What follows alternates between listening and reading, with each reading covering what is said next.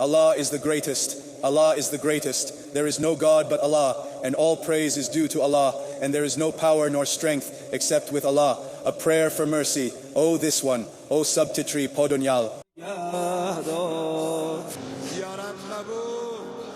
In Iran, right at this moment, the streets are filled with tens of thousands of people who have come to say goodbye to their supreme leader. Only 4 months after his death, a week-long farewell for former supreme leader Ayatollah Ali Khamenei has begun in Iran.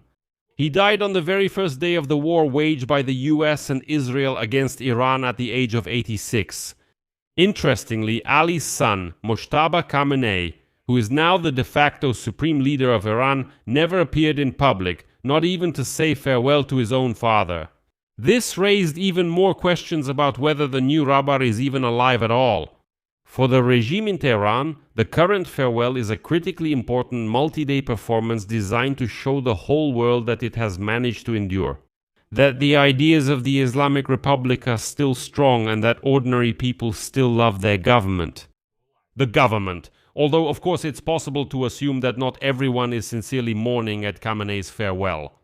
In this episode, let's discuss together what's happening in Iran right now, how the farewell to Ali Khamenei is taking place, what will happen next, and who actually holds power in the country at this moment. After all, no one has seen or even heard from Mojtaba Khamenei since the death of his father.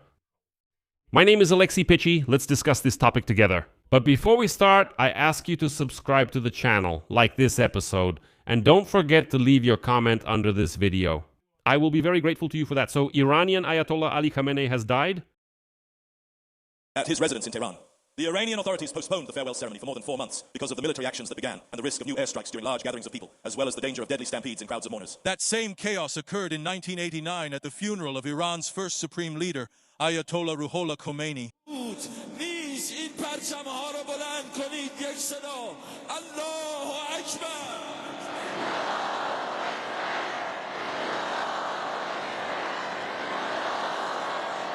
So, Iranian Ayatollah Ali Khamenei died back on February 28th of this year as a result of an Israeli airstrike on his residence in Tehran.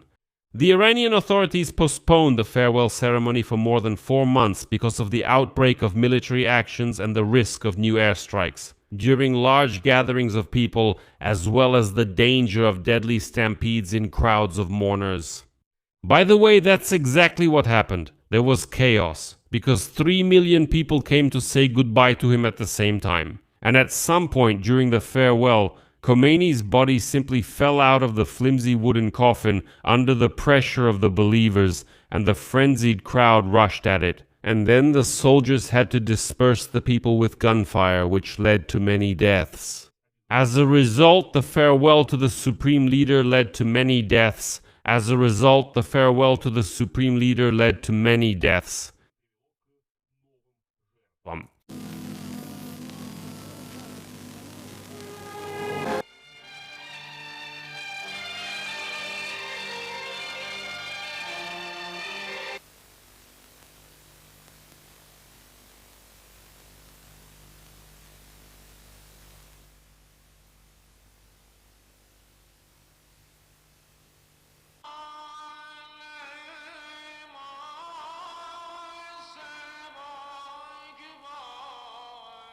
A similar stampede occurred in 2020 at the funeral of former high-ranking Islamic Revolutionary Guard Corps commander Qasem Soleimani, when again dozens of people died. This time in Iran, the mourning event is scheduled to take place over a week, from July 3rd to July 9th, covering several cities at once.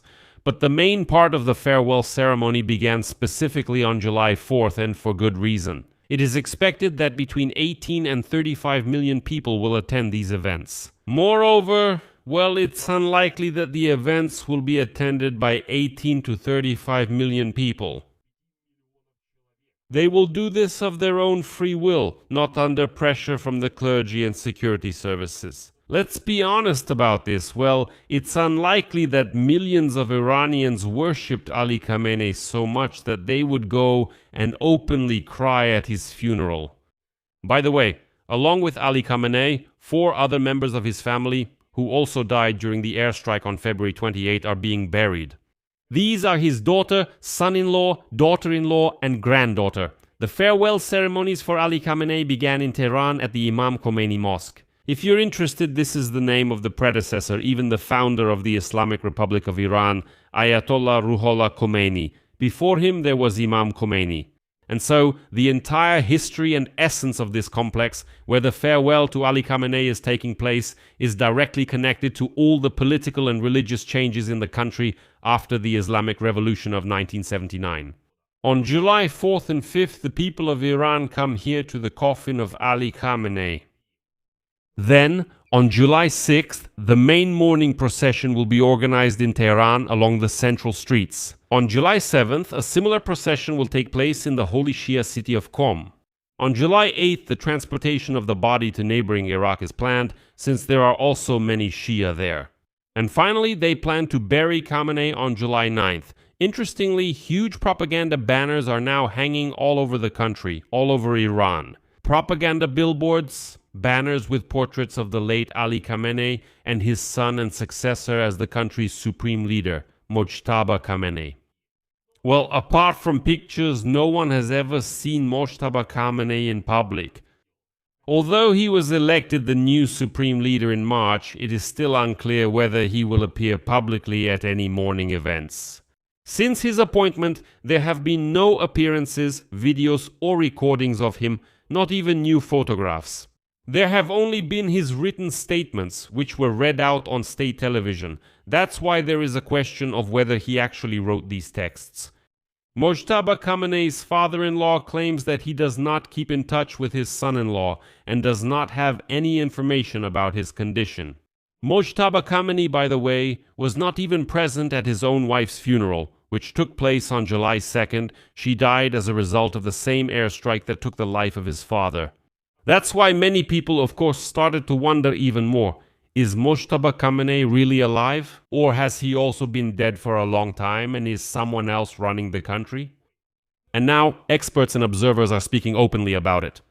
Even if on July 9, when Ali Khamenei's funeral takes place and after his body is returned from Iraq, even then if Mojtaba Khamenei does not appear in public, it will mean that something is clearly wrong here, and possibly Mojtaba Khamenei has long been dead. Iran did not choose the date of Khamenei's farewell by accident. It is specifically July 4th, when the United States of America celebrates Independence Day. The official approved emblem of the mourning events looks like an image of Ali Khamenei's clenched fist with the slogan, "We must rise up." Khamenei was at the head of a system that viewed any dissent as heresy and a conspiracy of external forces, and suppressed it in a completely ruthless manner. From the protest green movement of 2009 or the 2022 demonstrations under the slogan "Woman, Life, Freedom," to the wave of anti-government protests involving millions that swept across Iran 6 months ago, demanding an end to the endlessly long and brutal rule of the Ayatollah's regime. As you know, they were accompanied by the deaths of thousands of people and erupted in just a few days. This was before the start of the war waged by the US and Israel, and literally just a few weeks before the death of the former supreme leader. That's why I personally don't believe at all that so many Iranians are really voluntarily going out into the streets to say goodbye to Khamenei, especially in such a demonstrative way. By the way, Donald Trump wrote today that he was very surprised, genuinely surprised, that Iranians are actually crying as they say goodbye to Khamenei because he thought Iranians hated him. There is plenty of evidence that millions of Iranians really do hate the late Ali Khamenei and the despotic theocratic regime he built. And they are deeply disappointed with everything he ultimately led the country to. The nearly 37 years that Khamenei spent as supreme leader is a continuous story. Tens of thousands of murders, brutal and harsh repressions, bombings, violations of basic rights and freedoms, fabricated accusations and court sentences, torture, and essentially the physical elimination of dissidents. And not just dissidents either. Anyone who was even slightly against Khamenei was immediately physically eliminated. It's also a story of total impoverishment of the population, the collapse of the economy and infrastructure, pervasive corruption, and the increasing control of the military and security forces over a significant part of Iran's national wealth. Simply put, whoever holds the weapons has taken control of all the wealth of the country. When it became known in February about the death of Ali Khamenei, some Iranians openly celebrated this event, putting themselves at great risk. Ali Khamenei's foreign policy doctrine for decades was based on an uncompromising anti-Western stance, pan-Islamism, and Iran's desire for regional dominance. If you have ever heard of movements like Hamas, Hezbollah, the Houthis of Yemen, or the Axis of Resistance in Iraq, know that these are the works of the late Ali Khamenei. The creation and funding of all these proxy forces in the region became Ali Khamenei's main geopolitical achievement. Iran used a strategy of proxy wars, including deploying a network of loyal militant groups to fight the United States of America and Israel without direct involvement of its own. And for many years, Iran, for example, fought with Israel, but did not get directly involved in the war and did not receive retaliatory strikes on its own territory, even though everyone understood perfectly well that it was Iran waging the war. And it was precisely Khamenei who built such a system of proxy war, in which everyone understands that he is the one waging the war, but they cannot attack him. Each group of the so-called Axis of Resistance had its own geography of Iran's war. The Shiite radical group Hezbollah is the key and most powerful element of the Axis, which is based in Lebanon and was created with the support of Iran. So they are fighting from the territory of Lebanon against Israel. The Yemeni Houthis, or to be precise, the Ansar Allah group, is a radical Islamist movement that has been supplied with Iranian drones and ballistic missiles to attack Israel, destabilize Saudi Arabia, and blockade shipping in the Red Sea. The Bab el-Mandeb Strait and its blockade are the work of Ansar Allah. Palestinian radicals, meaning terrorist groups like Hamas, Islamic Jihad, and so on, were fighting in the Gaza Strip, once again attacking Israel. And here is the paradox. Despite the fact that Hamas are actually Sunnis, not Shiites, these forces received massive financial and military support from Tehran. So, in this case, the sectarian issue wasn't important at all. The main thing was to keep the war going. So, look, here's the paradox. On one hand, the Yemeni Houthis, the Houthis, Ansar Allah, were causing destabilization against the Sunnis in Saudi Arabia, and Iran supported them. At the same time, Hamas are also Sunnis, but Iran also supported them with funding so that they would fight against Israel. The former regime of Bashar Assad in Syria also received support from the IRGC. Various Shiite groups in Iraq, whether part of the government or semi-guerrilla, also received support. And here, among other things, they allowed Iran to create a direct land corridor to the Mediterranean Sea. In general, as you understand, Ali Khamenei's geopolitical strategy was to create several groups across the entire region, supply them with weapons, finance them, and support them, and let them fight Iran's opponents with their own hands.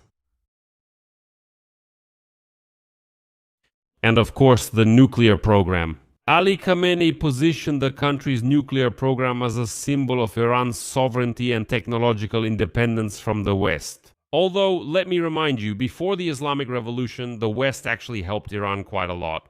In the early 2000s, he issued the famous fatwa, which is a religious decree prohibiting the creation and use of nuclear weapons as contrary to Islam. This fatwa was actively used by diplomats as proof of Iran's peaceful nuclear intentions. And Iranian diplomats always said, "We have a fatwa from our Ayatollah that forbids us, for religious reasons, from creating nuclear weapons." That's why we supposedly have no intention of creating it. However, judging by the example of supporting the Sunnis from the Gaza Strip, we already know that Khamenei can't really be called super-principled when it comes to religion. After all, at the same time, Khamenei approved the constant increase in the enrichment level of existing uranium reserves up to the threshold for creating nuclear weapons. And his goal was for Iran to reach a state where the country would be able to assemble an atomic bomb within a few weeks and, as they say, not care about that very fatwa. And again, the manipulation is that Khamenei wanted to bring the situation to the point where if a threat arises, they just snap their fingers and an atomic bomb appears. But until the moment of that threat, supposedly there is no bomb and the fatwa is supposedly not violated. By the way, with his death in February 2026, the legitimacy of that very fatwa was called into question, sparking a heated debate about revising the nuclear doctrine. And now Iranian media are already conditioning Iranian society, stating that only possessing nuclear weapons will help protect the country from the United States of America. And there will be no sin in this, because the sacred fatwa was issued by Ali Khamenei. And since Ali Khamenei has died, the fatwa has died with him. For Ali Khamenei, the United States of America has always been, as he himself said, the great Satan and the main existential enemy of the Islamic Republic. Perhaps, by the way, he sincerely believed that Washington's ultimate goal was not to change Tehran's internal and external policies, but to completely destroy the Islamic system and eliminate his regime. He often cited Muammar Gaddafi, who ended his nuclear program under Western pressure and was later overthrown and killed. Khamenei warned the same would happen to them if they gave up their nuclear program. And in the end, he was overthrown and killed. And Khamenei said that if we give up our nuclear program, exactly the same thing awaits us. In 2015, Khamenei reluctantly approved the nuclear deal with the JCPOA. However, after the United States withdrew from it in 2018, Khamenei took the toughest possible stance, banning direct negotiations with Washington and responding to any sanctions pressure with escalation. In Ali Khamenei's rhetoric, Israel was referred to exclusively as the little Satan. So, as you've probably gathered, there is the great Satan, which is the United States of America, and the little Satan, which is Israel. The denial of Israel's right to exist became the foundation of Iran's foreign policy, which completely rejected the concept of two states for two peoples, meaning Palestine and Israel.